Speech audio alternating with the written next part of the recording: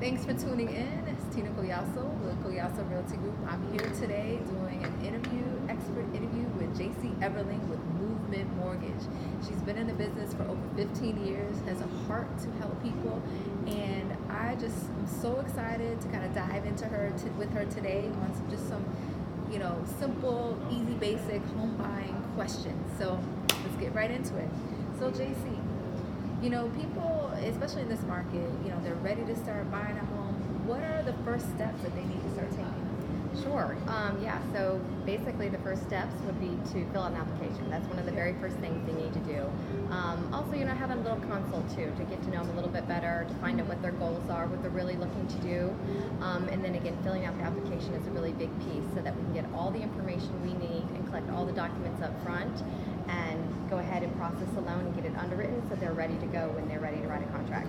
Why is filling out an application so important? Because I'm pretty sure you may be one of these people, or you may know a friend or family member that's done this, but sometimes a lot of people want to go shopping first before they get approved for a loan or pre-approved or qualified for a home loan, and then want to circle back after the fact and may find out that they're either they can't qualify for the loan, right, or they or the payment for that particular property is significantly more than they want to pay. So talk to me a little bit about that. Right. Why the application process is important. Absolutely. So they need to know exactly where they stand before they start moving forward, because they don't want any surprises, which could really happen. Also, when they do find that right property, being prepared is key, because in the market we are in right now, things are moving really, really quickly. So having that pre-approval in hand is so important, because you'll be ready to go and you won't be missing any other time. So getting all that information up front is so important, because again, avoiding any surprises, knowing truly if they do qualify to purchase that home. And it's the fair thing to do, because if you're going to accept an offer for somebody that has a full pre-approval and has already been through the process, it's going to make everybody feel a lot more secure throughout the process. The seller is going to know the person buying their home is qualified to purchase their home, the listing agent, the buying agent, everybody. Of course, you don't want to waste anybody's time in the transaction. So it's just so important to get everything done up front. Awesome. Yeah, because that's wouldn't that be less backflips said? Forget about not forget about the seller, but really let's put the seller to the side. Just as a buyer, when you have the application done and all the required documents, that's less backflips that you have to do once you're ratified on a contract on the home. Because what happens is, and Jacy will speak more to it, is that you have to turn in so many things, and then you're at your work, you're getting frustrated, you're getting all these emails. So let's talk a little bit about that kind of behind the scenes. No, absolutely, yeah. And so we do things a little bit different at Movement.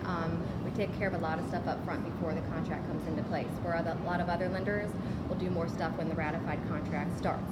That can be a really stressful time for somebody, because right when they get ratified, they're going to be doing the home inspection, which is a huge, huge piece. Well, while somebody's preparing to do the home inspection or possibly negotiating, they may also have their lender asking for all their documentation and signing the documents and getting everything rolling, when we could have done a lot of that stuff up front.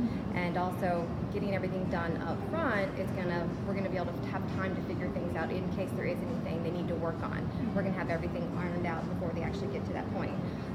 So essentially our goal is to have an approved loan before contract is ratified. So when we are ratified, we simply need to just order the appraisal, order the insurance, title, and close. We could simply close in a week if we needed to. So it takes a lot of stress off the buyer to do it that way rather than the old school way. Yeah, no, thank you for that, because because that can honestly be very stressful for you, from the just start to finish on the home buying process. And so I really love that when you can go ahead and take care of that stuff up front, less hassle. I know that another pressing question is, how much can people qualify to buy a home for? Okay. What does that look like? Sure, yeah. So when we do take the application, we do collect their documentation, their income documentation, to see how much gross monthly income that they do earn. Now, we'll qualify up to 45% of that, meaning that you can take on additional 45% of your gross monthly income for your new mortgage, plus including any other debt that you have as well. So that's how much the lender will do. But the biggest question is what the buyer is actually comfortable with. Yeah. So that's the first question. Usually we ask them, what are you comfortable paying every month? Not how much can we qualify you for, because we don't want anybody to be house poor. Yeah. And that's typically when I ask them, it's something similar to what they're already paying in rent, where they're actually comfortable, and they may, have been making that rent payment for a long time, they've set aside a certain amount of money, there may be a little bit of flexibility, but most importantly, what they're comfortable with, and then also what we will then be able to qualify them for.